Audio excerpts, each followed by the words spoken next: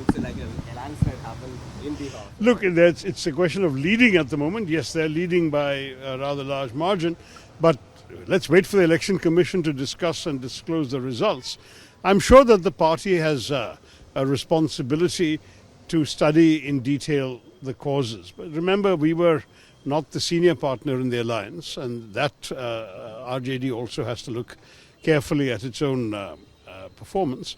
But I will say that on a matter like this, it's very important that we look at the totality of our performance. You know, elections are about a number of factors.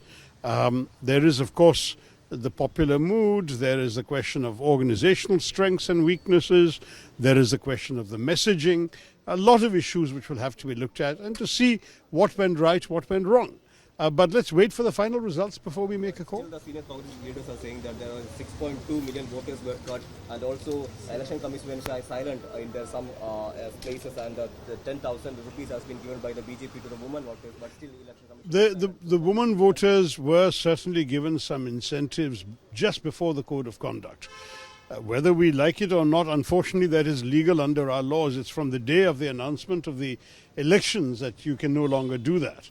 I'm afraid this is not the first time that we have seen state governments doing such things of giving benefits to certain segments of society. So this is not, unfortunately, unusual. I can't say it's a healthy practice. I don't think it's a healthy practice, but we saw something quite similar in Maharashtra as well, and we've seen it in other states in the past. There is a tendency to give some of these rewards just before an election.